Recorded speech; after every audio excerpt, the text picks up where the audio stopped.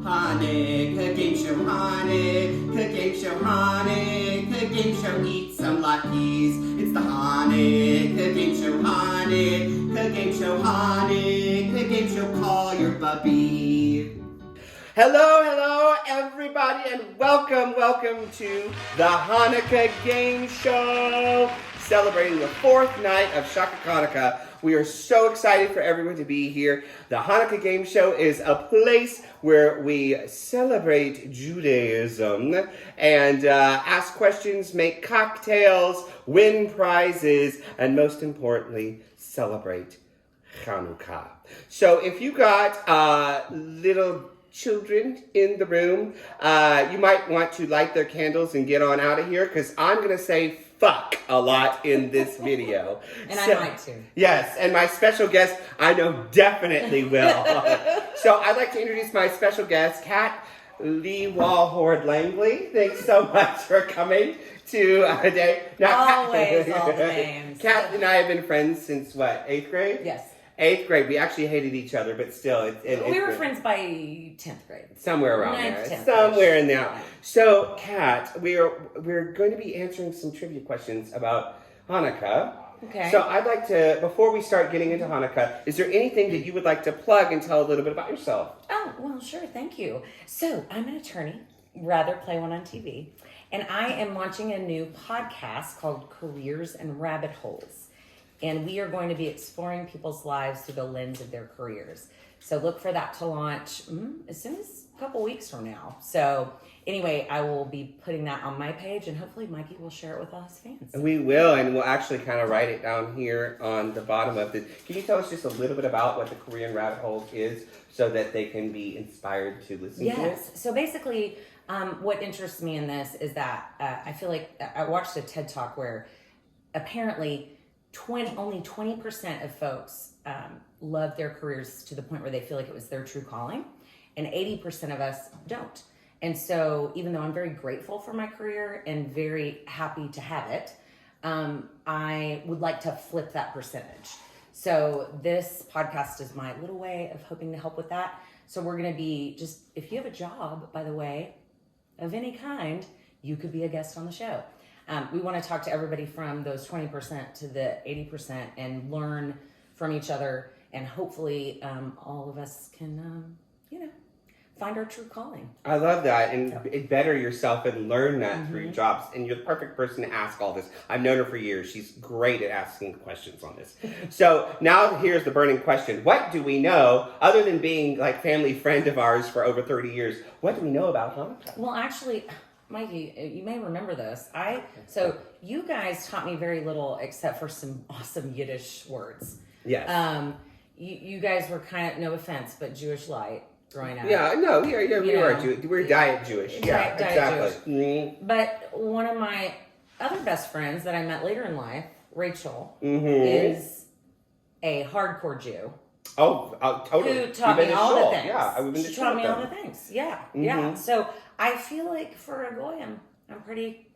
You are pretty well versed in this. Well-versed. I do feel you. I think you're going to be doing pretty well on this one. So the real question, though, is how well are we going to do, and are we ready to take the trivia quiz on some Judaism questions? Yeah. All right. Now, your topic, which you do not know, is circumcision. Oh, no. Okay. So these are, and for those of you who do not know what circumcision is. Who doesn't know what that is? I don't know. Some people out there haven't played, hide the worm. You don't know that, do you? So anyway, it's the physical representation of the covenant between God and Abraham described in the Old Testament, and it is required for the inclusion of males in the Jewish faith. I'm going to give you a little Okay, whoa, I gave you some crap, but I actually had no idea. I thought you meant you were going to explain literally what happened. Oh, I meant in the Jewish, okay. I'm going to tell you a quick story about Judaism. Here's my memory that I'm going to be talking about. So, when my brother and I was about 11, 12 years old, all right? We were circumcised, but we were circumcised in the hospital. We didn't do the whole... you didn't do the... No, the rabbi didn't come over. No one came over for brisket, nothing like that. We just did it right there in the hospital. It was quick, clean, efficient. The end. Well, I was at a more conservative shul. And when I was about to be bar mitzvah, they told me that I had to get circumcised, which means I had to have my schmeckle pricked in front of 13 men and have everyone say a prayer over it. And I yelled and screamed and I said, perverts, gay wad perverts. I'm not doing this. And so we left the shul and we went to the temple for a couple of years and for the schmeckle prickdom, and we avoided. So you did not have to get your schmeckle? No, not in front. And my mom goes, one of them's going to be your Uncle Bobby. Like, that makes it better. Uncle Bobby will make sure no one harasses you. Yeah, I was like I want a bunch of old men looking at my schmeckle and praying and davening over it. To me, this just sounds like either a bad gay porn or just a molestation in a van situation. If you're trying to convert people, by the way, this isn't going. No, it's not going to. We don't do it anyway. The shul finally realized, you know what? Maybe we shouldn't prick the schmeckle. So then we came back and had the bar mitzvah, and everyone's schmeckles were intact, and it was all good. Okay. So anyway, that's the relationship with that. So most likely, if you see a Jew, they're circumcised. All right. Now, here's some questions though for you. So here's the catch on this, Kat. Oh, tell me. I know what you're about to say. If you get the question wrong, you have to take a shot of Manischewitz. All right, are we ready? Did they understand how bad this shit is? Yeah, it's disgusting. You want to say? It's like, okay, I'm going to tell you this story. In shul, when I was dating my girlfriend, it's already a comedy, right? It's already a comedy. My girlfriend, Audra Hoxter, we would sneak into the coat closet to try to make out, which make out was like bad tongue kiss or whatever. But I would sneak the Manischewitz thinking how cool I was drinking it, which is really, this is the bad wine they give to people on Friday nights and stuff. And it was disgusting, but of course we were cool because we were 12 and drinking. You know? Sure. Exactly. So if you get it wrong, and I'm going to make this multiple choice for you, ready? Kat. How old was Abraham when God commanded him to circumcise himself? Was he? Yes, he had to circumcise himself. Okay. I mean, they didn't have scissors. Bible knowledge. It's fucking hot. Well, you said you was bragging. Bible stuff. Go ahead. You was bragging about. I have a friend. I know everything. Hey! I know the general stories about the holidays. Okay, but this is. I give you multiple choice. Go ahead. So, how old was Abraham when God commanded him to circumcise himself? Was he 13? Was he 40? Was he 99? Or was he 150? Honestly, I remember Abraham being really old. I mean, in a lot of stories. Mm-hmm. So I'm gonna say 99. You are correct. Yeah! Oh yeah, that was a good guess. Oh my God, you have been saved from Manischewitz. Good job. All righty.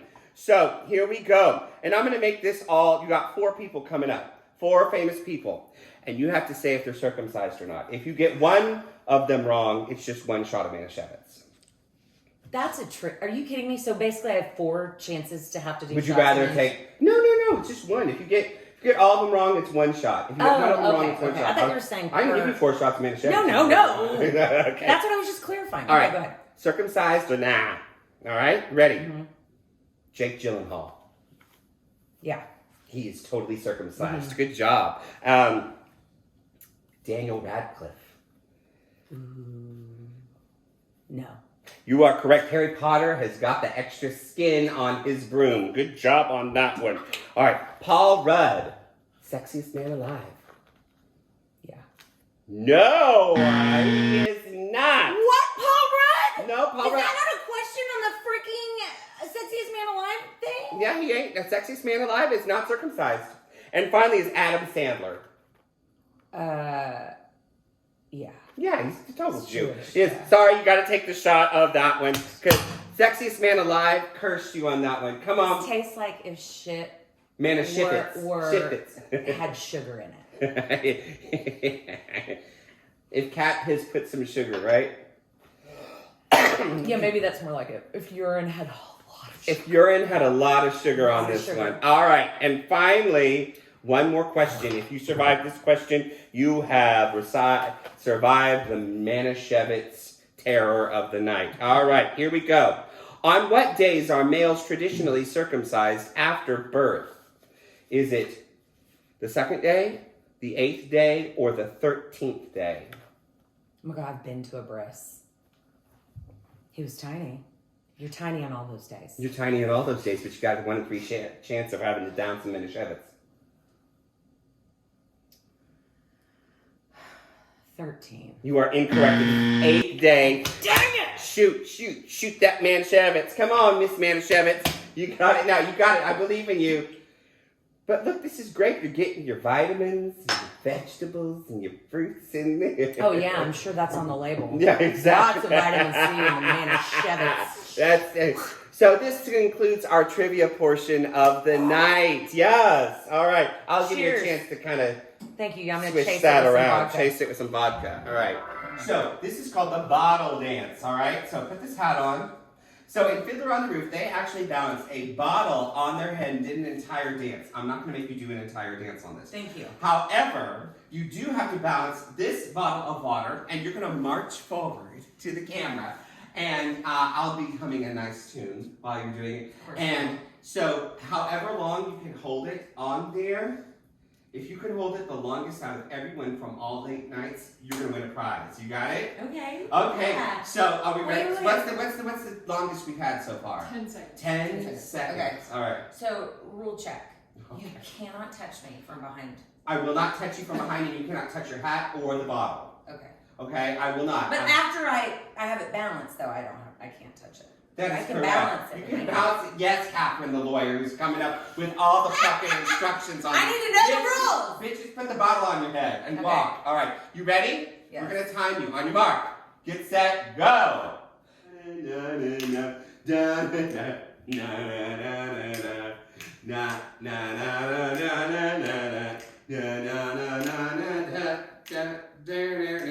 Oh, we're getting fancy now. Hey, up. Oh my gosh, did it go? 28. Oh, yes! Oh, yes! You have a new I- lead. Freaking slayed that one! You Are you did. kidding me? I was hoping it was longer than 10, but I know it was 28. You did it, girl. You did it. Okay, Kat, so I do know that you were an actress for a while. Yeah. So, right Hey. now. Once an actress, always an actress. There you go, girl. So, what we're going to do is, this is a famous episode from the show Friends, right? Where Ross could not get a hold of a Santa Claus costume for his son Ben, and so his sister Monica and Ben, instead he shows up with a armadillo costume. So we are going to do a dramatic, pure comedy. We're going to do a dramatic interpretation of Dramatic interpretation. Of course, a dramatic interpretation of this. Okay. So I'm going to be Monica, Cookie will be Ben, and you're going to be Ross the Holiday Armadillo. Are we ready? Yes. Okay. Scene, Monica Chandler.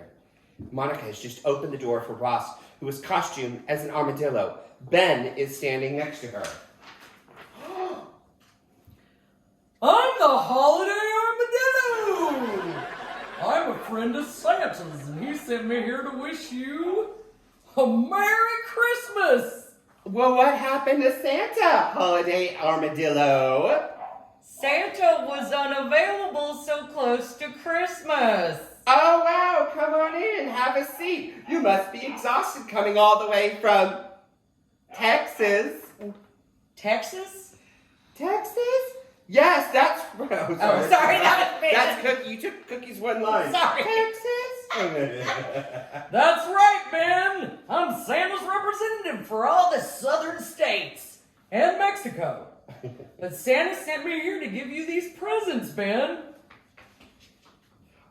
Maybe the lady will help me with these presents. Oh, all right, very good job. Yay. And give them a big round of applause for Yay, Cookie. Cookie! That was such a good job, Cook. Cookie All right. gets Best Actor. Best actress, absolutely. Okay, so now's the time that you get to pick your prize. And as when my brother and I were young children, young lads, there are 8 days of Hanukkah. And please know that 7 of those days we got shitty fucking presents, all right? But on the 8th day, we got a really good present, okay? So these bags back here, 1 through 8, 7 of them are kind of wonk wonk gifts, and then one of them's a really fucking good gift. So I'm gonna let you pick the number 1 through 7. You don't get to look, you don't get to smell, you don't get to touch, nothing like that. Got it. Pick the number, and then we open the present. You ready? Yes. What Ready for the number? Yes. It's my girlfriend's lucky number, which is, well, she has several, but 4. 4. It's a weird lucky number to me. 1, 2, 3, 4. Here is the present. All right. Let's see. Can I open it? Yes, of course. Open it. It's Hanukkah. Oh, you actually got that's actually supposed to be a gag gift or something, but you actually got a good one. It's actually a good gag gift. It's a good gag gift, but it's a good martini shaker. Yes. The X code.